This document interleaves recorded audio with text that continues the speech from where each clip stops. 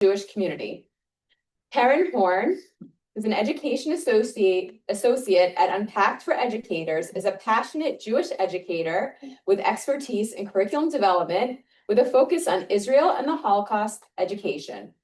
She's an experienced classroom teacher who, during her time at Yavne Academy, created and facilitated a comprehensive multi-year Israel education program that remains a cornerstone of the school's middle school curriculum.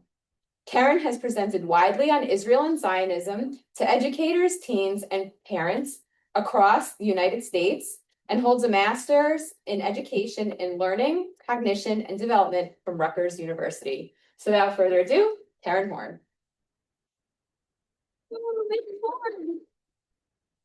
Oh, one other thing before we start.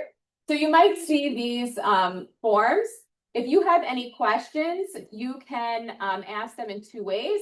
At the end of the presentation, you can raise your hand, or if, I don't know if you all have phones or if not, you can scan the QR code and put your question in a Google Doc or Google form, and I'm happy to read the question anonymously too. Okay. And if you need a phone because you don't have your phone, raise your hand. I'll let you borrow mine to scan and ask. Not for watching videos. So we'll do that at the end. I love watching videos. We're gonna pay attention. Okay.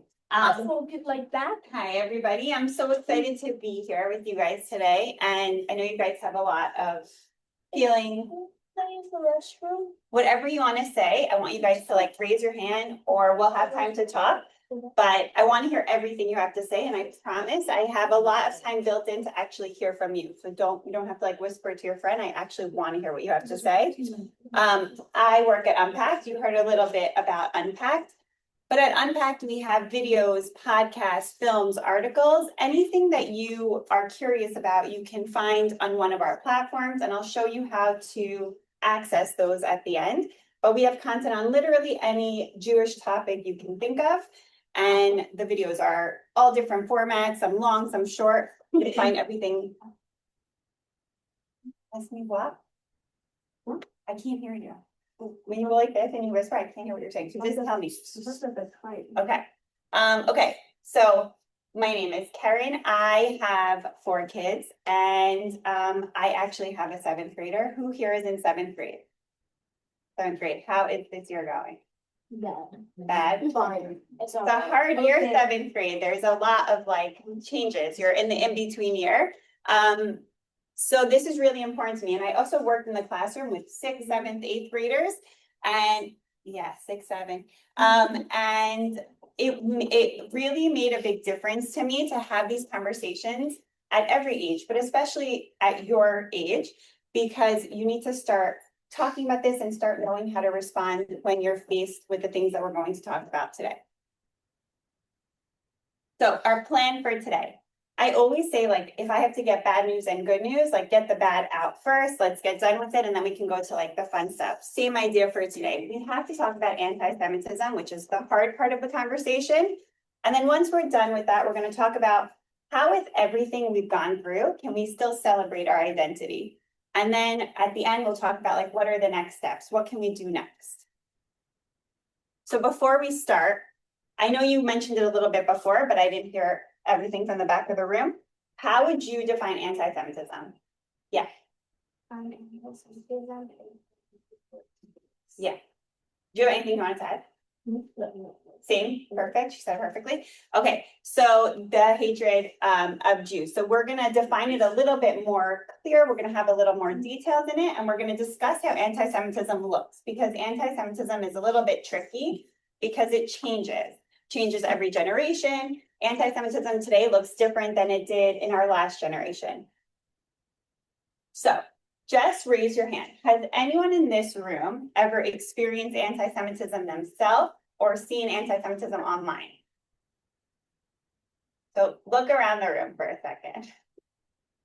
Are you like surprised? Is this what you thought, that like about half the room at least has experienced it? Does anyone want to share what they experienced? You want to share? Yeah, tell me. Me and my mom were walking down, I don't know, 10th Street, and we saw this guy, and he was like, "Oh, you're Jewish." someplace in New York. We were walking down Manhattan, and we're about to turn a corner, but then we saw, this one kid, he threw a penny down to, an older person, and he told him to pick it up. And I saw that, and I told my mom, she said, not everyone in this world is gonna be nice, but if we try to make the situation better, we might end up making it worse, so just walk along and hope we'll notice and work it. So, what's your name? Um, Talia. Did everyone hear what Talia said, that example of someone throwing down a penny? That's actually, when we talk today about new anti-Semitism, I would say that's an older anti-Semitism. That's something that, maybe your parents and your grandparents, if they went to school in New York, might have experienced.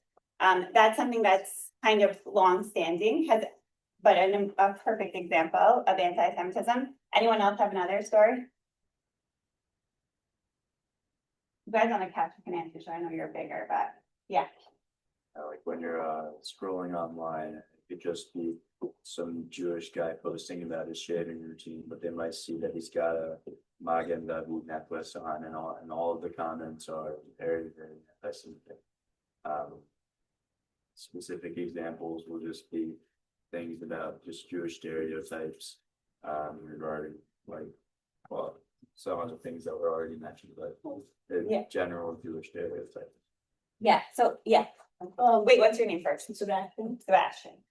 My cousin has a book, like free library, like the mailbox. Oh, yeah, I know. And there was someone put like an anti-Semitism like rules or something sticker on it. Okay, that's great. Where does he live? He lives on literally Like right here? there.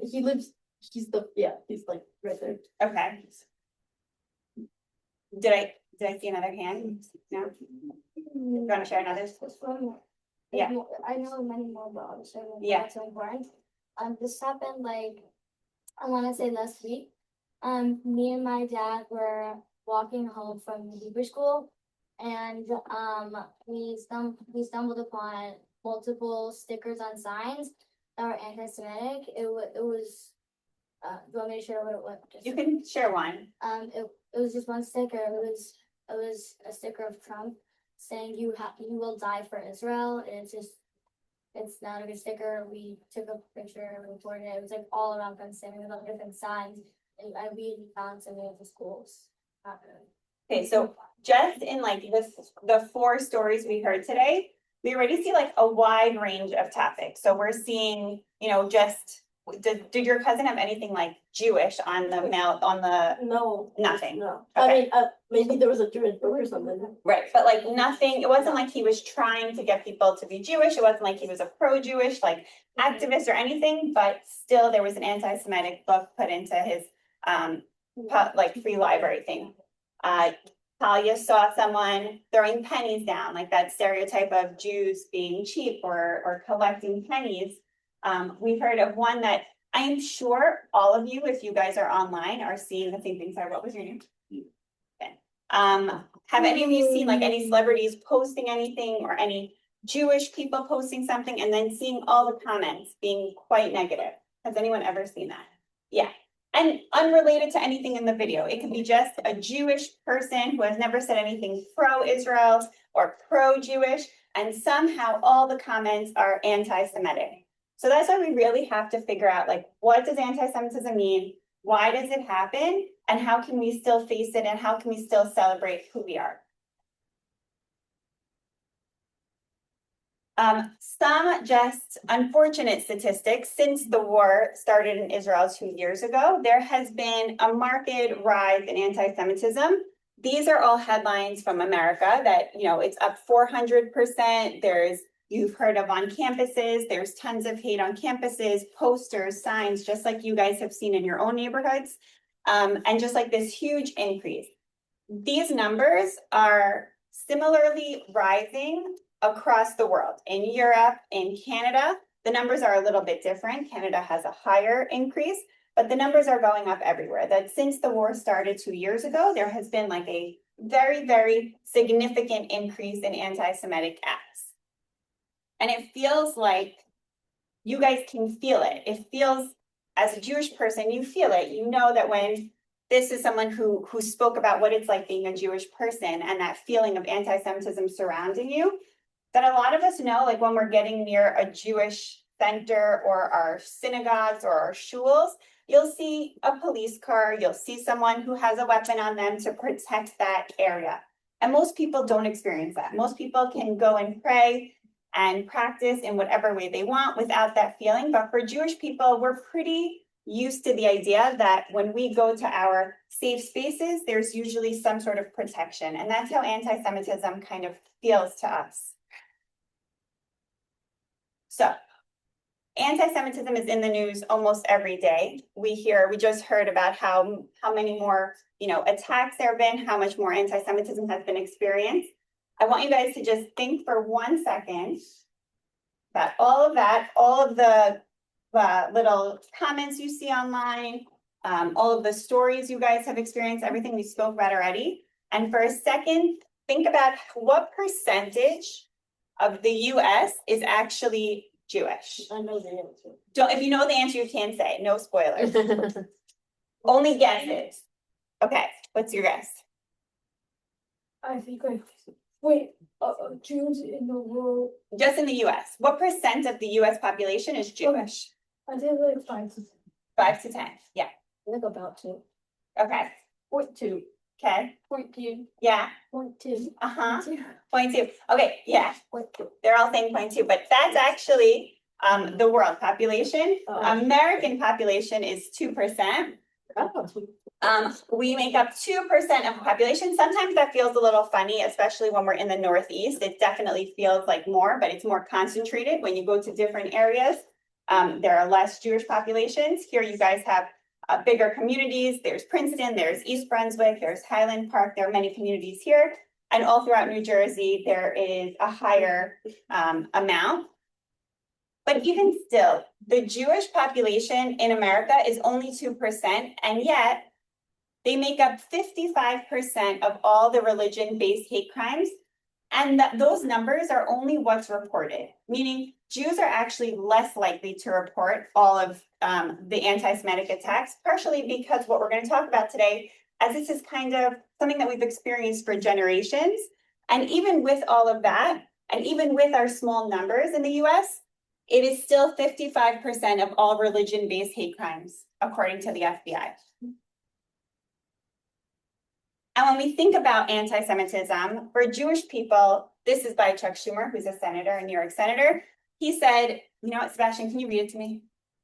To us, the Jewish people, the rise of anti-Semitism is a crisis, a 5-alarm fire that must be extinguished. For so many other people of goodwill, it is merely a problem, a matter of concern. Does anyone know what that means or want to take a guess what he's trying to say? Yeah. No, he means that to Jews, it's almost like apocalyptic. Yeah. But to other people, it's like a slightly. Yeah, exactly. So for us, for Jewish people, this is existential. This is something that we think about often. It's very important to us. But for people who aren't, they're not bad necessarily. It's just not something on their radar. It's just a concern. It's just something that they know is occurring, but it's not as dangerous and as all-consuming as it might feel like for the Jewish people. And I love this quote. This quote, who wants to read it to me? Sebastian already read. You're just gonna be my reader for today? Sure. Okay, go for it. Jim. Come on, Sebastian. Anti-Semitism is not a Jewish problem, but a non-Jewish problem. Okay, who agrees with that? Raise your hand if you agree. Raise your hand if you disagree. Kacha. What's your name? Beckett? Okay, why do you disagree with this? Because if you have to try to do some things and not have it happen, it would be Jewish. So you're saying it's our responsibility to deal with it because it's happening to us, so we have to make sure it doesn't happen. Okay. You have something to add? It kind of is like, Okay. It's probably, I think it's only a thing because they don't love the Jewish people, so it's a problem for them, and that's why they do all these things, so they just can't stand it. But it's a problem for us because things can happen, we can get attacked or So it's like. So you see it both ways. You see it like it's our problem because we experience it, but it's their problem because they're doing it. Yeah. Okay. What do you think, Holly?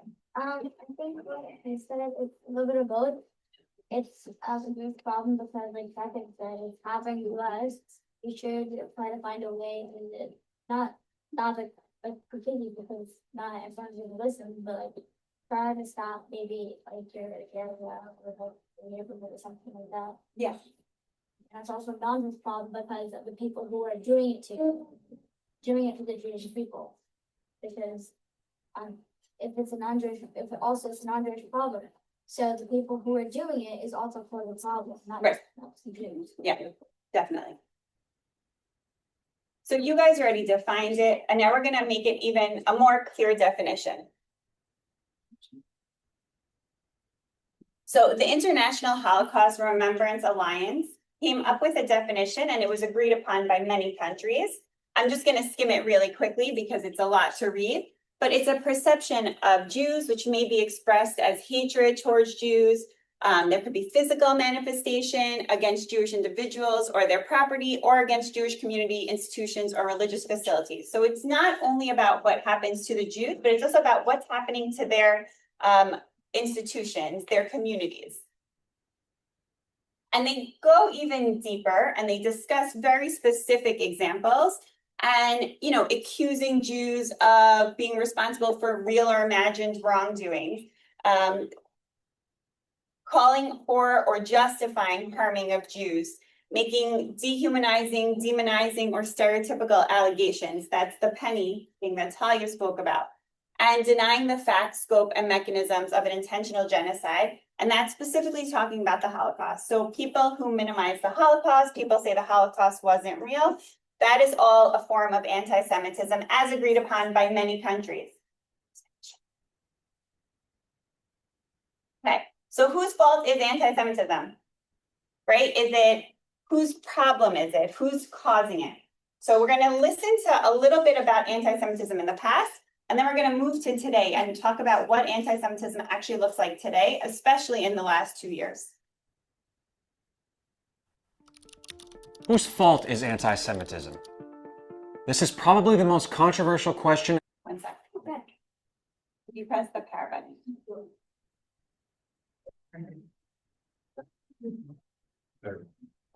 Got it. The speaker is David. Oh, that's Bluetooth, yeah. Whose fault is anti-Semitism? This is probably the most controversial question about anti-Jewish prejudice. Conservatives blame liberals, liberals blame conservatives, Christians blame Muslims, Muslims blame Christians. So who's right? Is there a specific community that drives anti-Semitism? The answer is no. That's because anti-Semitism has always been spread by offenders across the ideological spectrum. What is the worldly religion of the Jew? Huckstering, declared the godfather of communism Karl Marx in 1843. What is his worldly god? Money. Not long after, Marx's contemporary Wilhelm Marr, the right-wing German nationalist who mainstreamed the term anti-Semitism, he was for it, declared that Jews didn't share the same sense of ethics as non-Jews because they preferred to accumulate wealth. Marx and Marr didn't agree on much, but they agreed on those self-serving, money-grubbing Jews. This anti-Semitic agreement didn't just hold among political rivals. For centuries, the Christian church persecuted Europe's Jews as Christ killers and infidels, while Voltaire, the Enlightenment's sharpest critic of the religious establishment, repeatedly assailed Judaism, calling Jews an ignorant, stupid people. These examples are just the tip of the anti-Semitic iceberg. Throughout history, people with entirely opposite worldviews, from Nazi Germany's Adolf Hitler to the Soviet Union's Joseph Stalin, have somehow found a way to agree on one thing: persecuting Jewish people.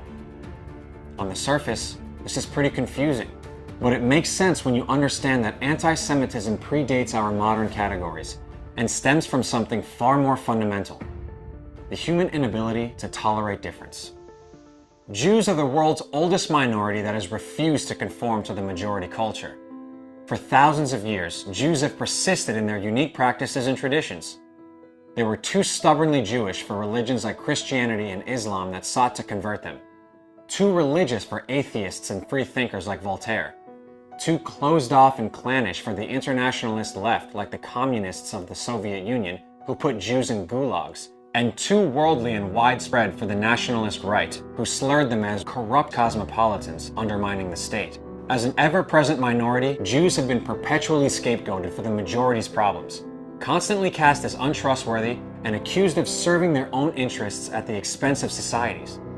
In the biblical book of Esther, the villain Haman tells the king, "There is a certain people dispersed among the peoples, who keep themselves separate. Their customs are different from all other people, and they do not obey the king's laws. It is not in the king's best interest to tolerate them." This 2,000-year-old expression of anti-Semitism could have been written yesterday. Take this recent broadcast by True News, a right-wing Christian news outlet that was accredited. So how can we understand this? That it doesn't really matter on what side of a topic. What side of the topic a person might fall, but for some reason, people can agree on being anti-Semitic or blaming the Jews. So they explained it a little bit in the video, but I'm curious if you guys were able to pick up what he was saying. So basically, the oldest minority and the original was one of the only religions that's like survived from ancient times. Right, so that's part of it. So the Jews become the other. And something that's really, really tricky about anti-Semitism, which is so important to understand now, and it'll help you with everything you're going to experience later, is understanding that anti-Semitism, unlike most things, it's like a chameleon. It can shapeshift. It will change based on the situation at the time. So in the video, it explains it, but we're going to look more deeply into it. Whatever at that time period is considered the worst thing, that's what anti-Semitism will call the Jewish people. So if they're living in a communist country, which is anti-capitalism, then the Jewish people become capitalists. If they're in a capitalist country, someone like more into, you know, free market, then the Jewish people will be more socialist. Whatever is the opposite of what people want, that's what the Jewish people become. And it's something that we see constantly. So in my classroom, yes. Is that your sister? Sarah Horn? No, not related to her. No. Also, Horn is my married name. Oh. So I always use political cartoons in my classroom because I think that they give us a real inside look at what's happening at that time. And these two political cartoons come from the same time period in America. And this is the exact idea that I'm trying to tell you. At the same time, we see the Jewish person. How is the Jewish person like expressed in this picture, illustrated? What do they look like? What?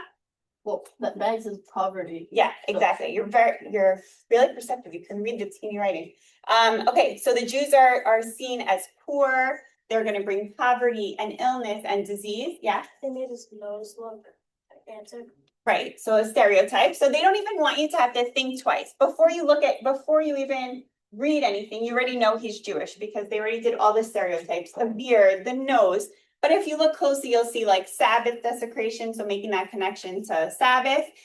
But he's poor and he's bringing disease and dirt. And America looks like a wealthy country and they don't really want to accept him in. So at the same time, the Jews are poor and dirty and going to bring poverty to the country. And this political cartoon, same time period, actually shows the Jews stealing money from America to make themselves rich and explaining why the Jewish people are rich. But at the same time, the Jewish people are poor and bringing poverty and rich and stealing money. So they're able to be expressed as whatever people don't like. That's what an anti-Semite is able to say, well, that's what the Jewish people are. And it's something that happens all the time, and it's something that's still happening right now. And the point of all of this isn't to say who's responsible for this. It isn't to say what group is more responsible, one group over another, you know, ideology, political affiliation, anything like that.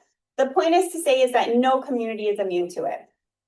We see anti-Semitism across a broad range of groups, religions, politics, and every community has a problem with anti-Semitism. But now let's talk about today. When we talk about anti-Semitism today, it looks a little bit different because it shapeshifts. What do we see as anti-Semitism today? We've all seen it. People don't say they're anti-Semites. What do they say? They don't like Jews. Yes. Nowadays, they're not anti-Semites, they're actually anti-Zionists. That's a lot easier to swallow. It sounds bad to be an anti-Semite. That seems really, really mean, but it's okay to be an anti-Zionist.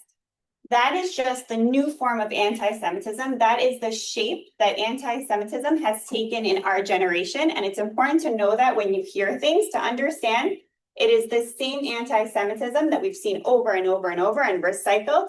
It's just taken on a new form, and now it's anti-Zionism. Let's see. And I think where this landscape is starting to shift is really on social media.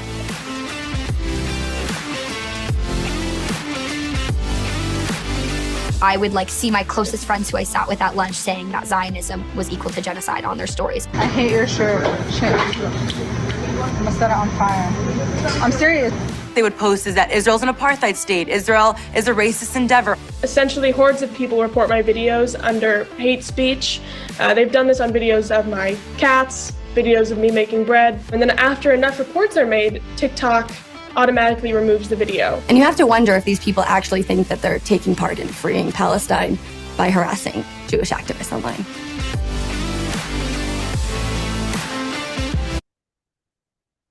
Here's exactly what we saw. So people are posting completely unrelated to Judaism content, but because they're Jewish, they are inundated with anti-Semitic and more often than not nowadays anti-Zionist rhetoric. So you'll see a Jewish person online and every comment underneath, no matter what they're talking about, she talked about making bread or her cats, and we've seen it with any type of video, you'll just see underneath free Palestine, free Palestine, free Palestine. It has nothing to do with the content, but that is what the response is. And the same idea I said before about Judaism becomes whatever is the worst thing, that has taken a hold with this anti-Zionist movement. So you see Zionism has become fascism, Zionism is racism, all the worst things that the world has, that's what Zionism becomes, because that's what anti-Semitism does. It changes to fit whatever is the worst thing at that time.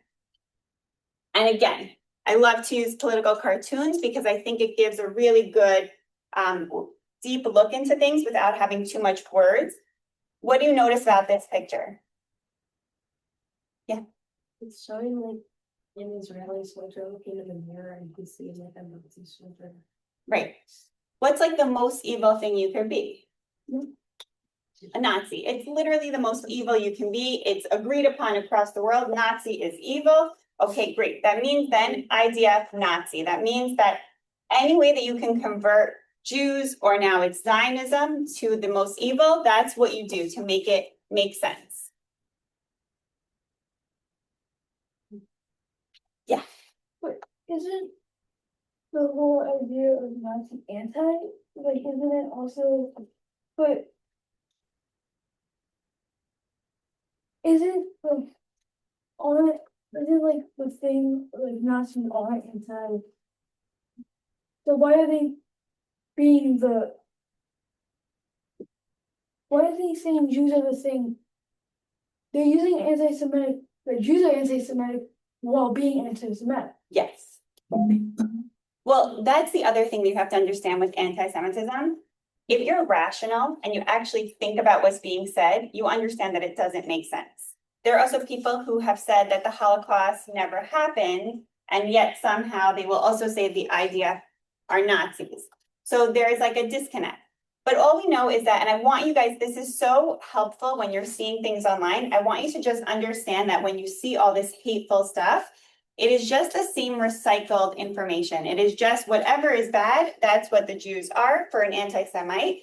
And nowadays, it's whatever is bad is whatever the Zionists are, because it's easier to swallow, it's easier to spread that message. But are you allowed to criticize Israel? Are you allowed to say that you don't like something that Israel has done? Is that anti-Semitic? No. No. Do we criticize our government in America? Yes. Yeah. We live in a democratic country. Israel is also a democracy, and it is fair game to criticize. But there is a very clear line of when that speech crosses into anti-Semitism. Skip. And there's a famous man named Natan Sharansky, and we can talk about him maybe at the end. And he gives us like a litmus test. He gives us something that you can hold on to and compare when you see things to decide if something is anti-Semitic or if it's just legitimate criticism. And he calls it the 3Ds. Okay, these are hard, but I want to read ours. Maybe someone give Sebastian a break. Yeah, you want to read, Talia? When Israel and its leaders are made to seem completely evil, when Israel's actions are blown out of all sensible proportion, when Israel and Israelis are equated with Nazi Germany and Nazis, when Israel is seen as the sole cause for the situation in the Middle East, this is considered anti-Semitism, not legitimate criticism of Israel. Perfect. So the word is demonization. What do you think demonization means? What word do you see here in demonization? Demon. Yeah. Demon, right? So when you consider or you make Israel into the demon of the story, into the big evil of the story, that's anti-Semitism. What about the next one? You want to read the next one? Okay. When criticism of Israel is applied to the land and Grossly. grossly unfair manner, and Israel is singled out when clearly immoral behavior of other nation states is ignored. This is considered anti-Semitism. Can anyone give me an example of that, of a double standard, where Israel is maybe held to a higher standard than a different country or a different people? Yes. Some people are saying that like Israel's fault for the war, like, but it actually goes both ways Yes. during the war. That's why I just want to clarify that. Yes. Well, usually we don't have this, that two wars with a lot of similarities in some ways are taking place at the same time. But is there another war that has had pretty much the same timeline as the war in Israel? You were going to say it? War in Ukraine. Yeah. So the Ukraine and Russia war, that has almost the same timeline. Obviously, that one started a little bit before what happened in Israel, but we can see a very big difference in the way both are reported online, on TV. There is definitely a double standard. And what's the last one? You want to read? This Delegitimate. There's a hard word. delegitimization. Very good. It's a hard word. What Yeah. Israel's fundamental race is exists. To exist. It exists. Is declined along with all people of all beliefs of this world. Okay, so delegitimization, that is when you hear people discussing if Israel has a right to exist. Has anyone ever heard does Israel have a right to exist, or that conversation? Yeah, we hear it all the time. So we hear things like, I'm going to give you some examples and you guys are going to tell me. There are the 3Ds. So it's double standard. Who can tell me all three? Yeah, hard word. A double standard. Yes. And what was the first one? Demonism. Demonization. Demonization. So we have those three. Those are the things you're going to hold in your mind. And those three things, whenever you see a sign, whenever you hear something on the news, I want you to put it up against that test. So if we hear people criticizing the government in Israel, we don't necessarily have to think that that's anti-Semitism. But let's talk about these signs. So these are all signs that have been at protests over the last 2 years. What about the one that says, keep the world clean, with the Israeli flag in the garbage? Which one of the three do you think that hits? Yeah.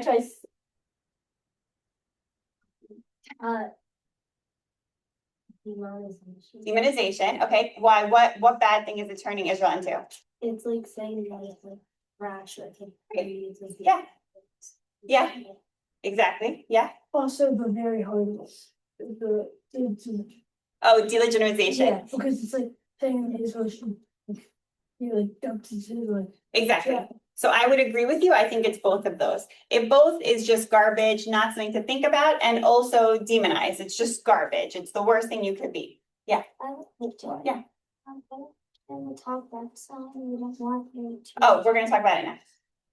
There's also a Lebanese flag, keep the one clean. No.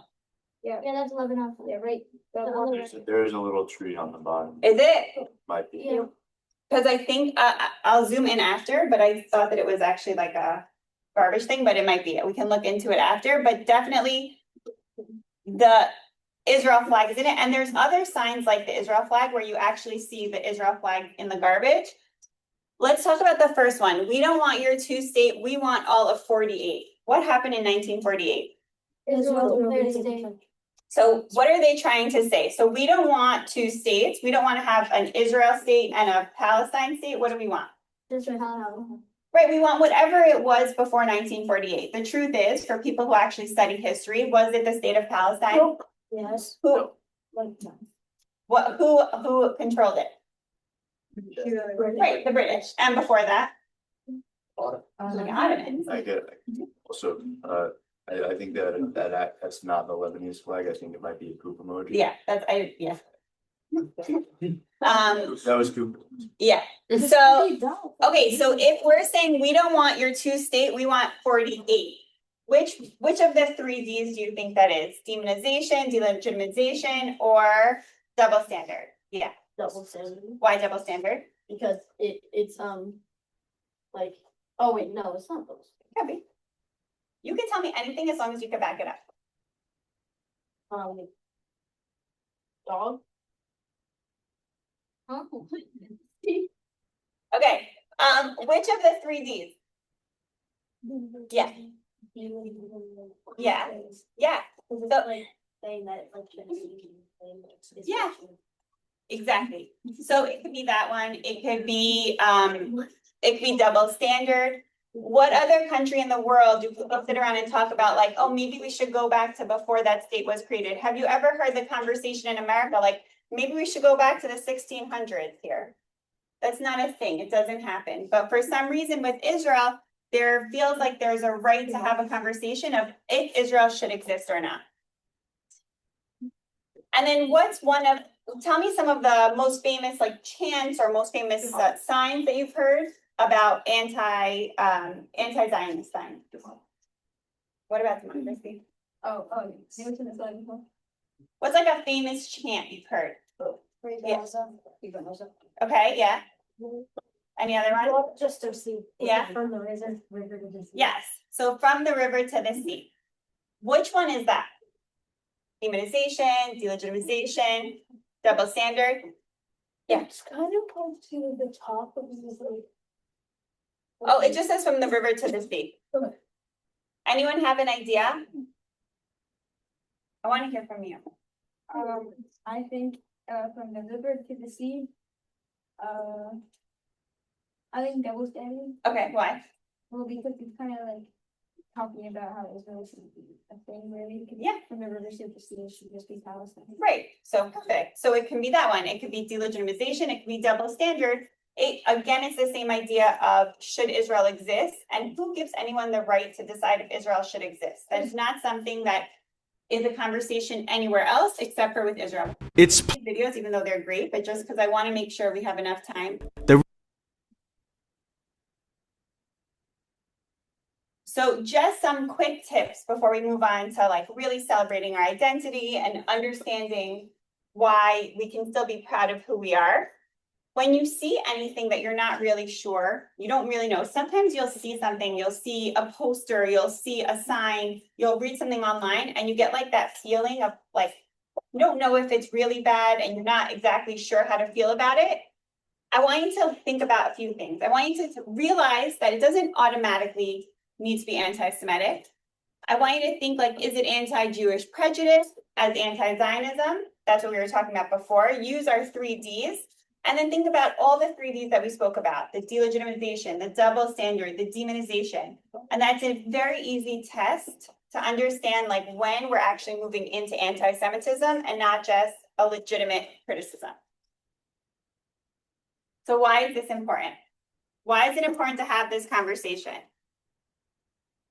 What do you think? Obviously a lot of reasons, but why is it important to talk about this? So that we know how to respond. Okay, so we know how to respond. What's happening to people? Like, how are people feeling because of these things online? Yeah.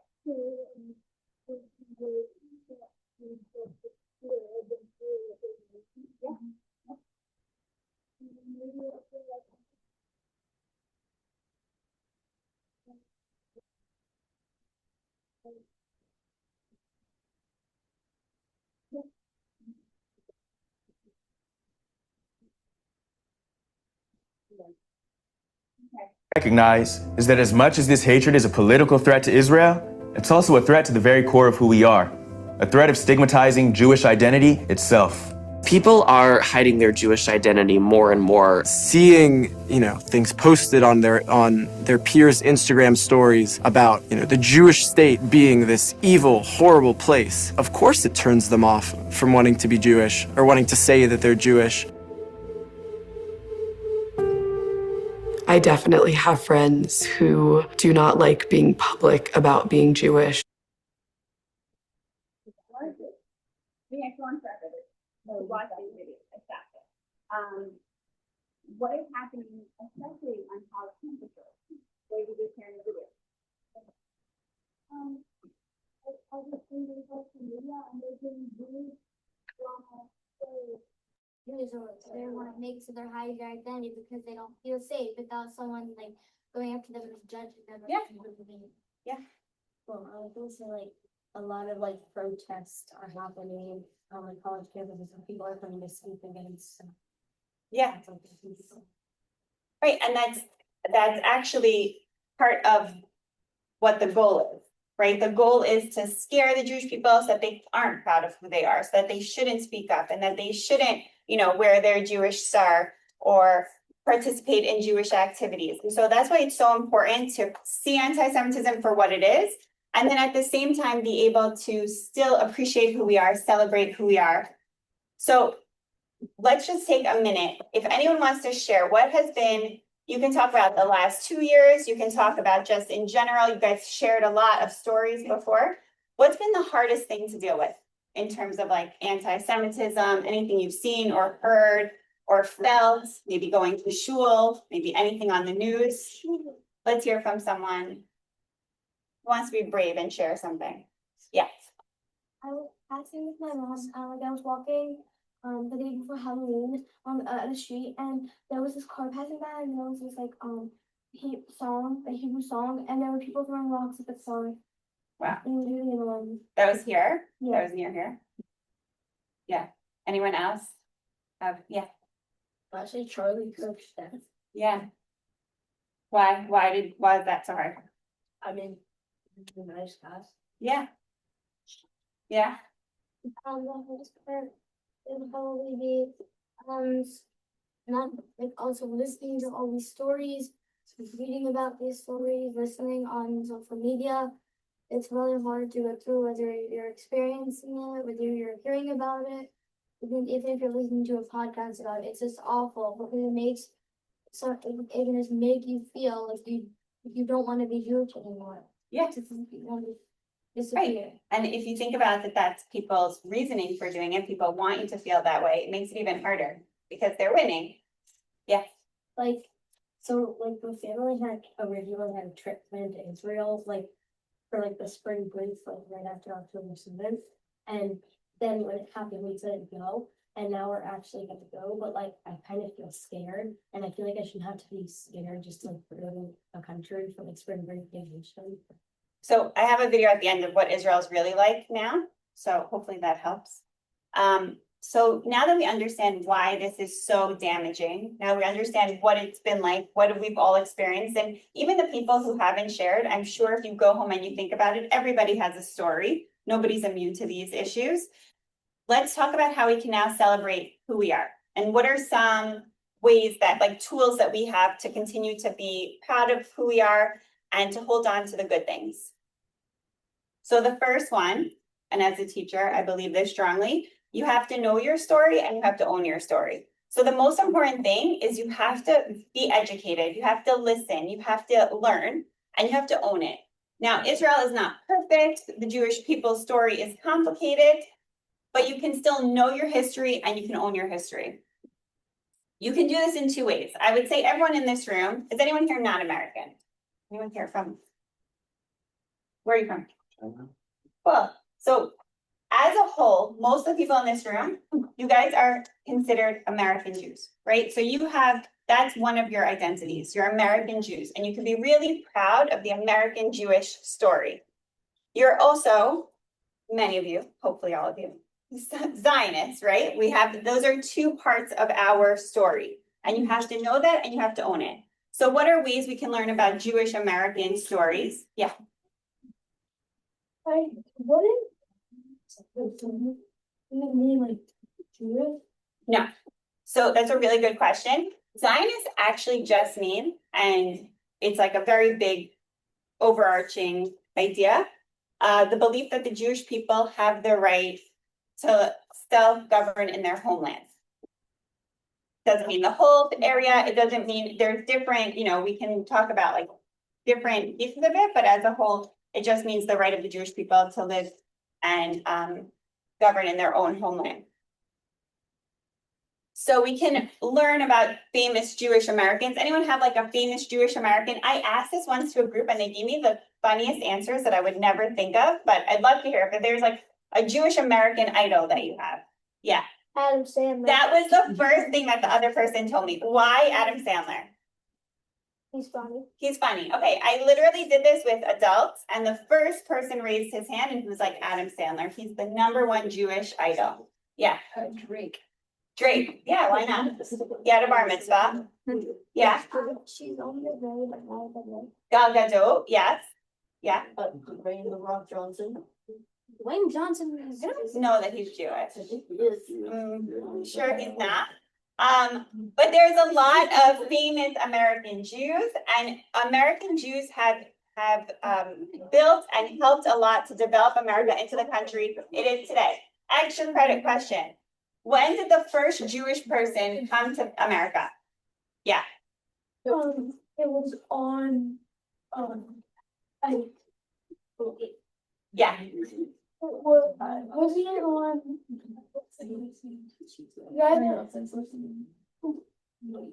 It's extra credit. I'd be really impressed if anyone had this answer. The guy that served the new. The original guy that sailed to the new land. Like Christopher Columbus in 1492? 124. Okay, so actually Christopher Columbus actually never made it to what we consider the US today, but it's a really, really good, and also recently, they said that he was Jewish. They have like a lot of proof. Oh wait, I didn't hear. Yeah. Okay, 1654. September 1654. Who was it?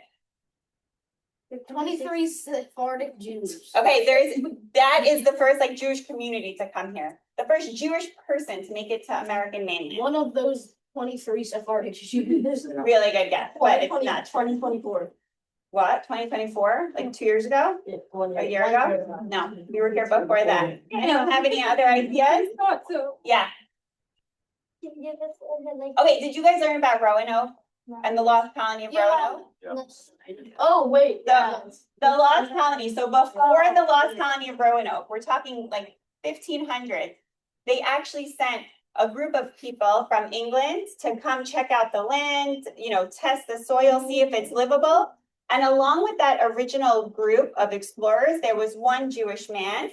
He was from Prague, and his name was Joachim Gans. He was the first Jewish person to ever reach mainland America, and he was here, you know, before America was anything, before it was developed. But the first American. What do you think? Yeah. Yeah. So the first Always in our hearts back American. there. We can talk more about these. I just want to have enough time for your questions at the end. We have 2 more minutes, and then I'm gonna have time for you guys to ask me your questions. Just some quick ideas. Here are these are videos. You can find all these videos on our website, and these are some famous Jewish leaders. Really interesting stories, and really interesting to learn what made them into the people that they are and how their Jewish values actually impacted the amazing things that they accomplished. Understanding like what does Zionism mean to you? That's also part of your story. So when we say know your story and own your story, think about the idea of like what does Zionism mean to you? If you guys take 1 minute, turn to the person next to you and think about what does Zionism mean to you? You tell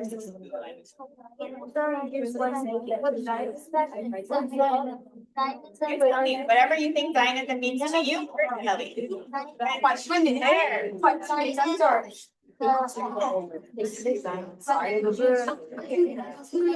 I said like Zionism is how we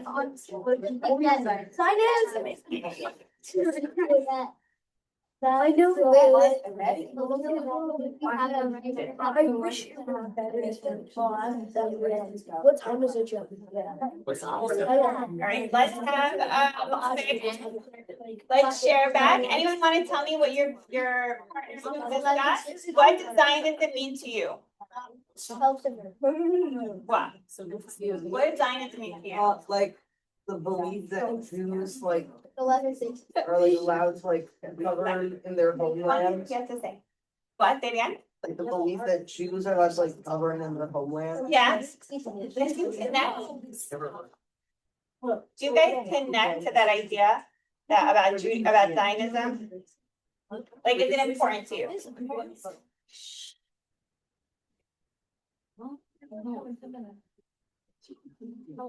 Yeah.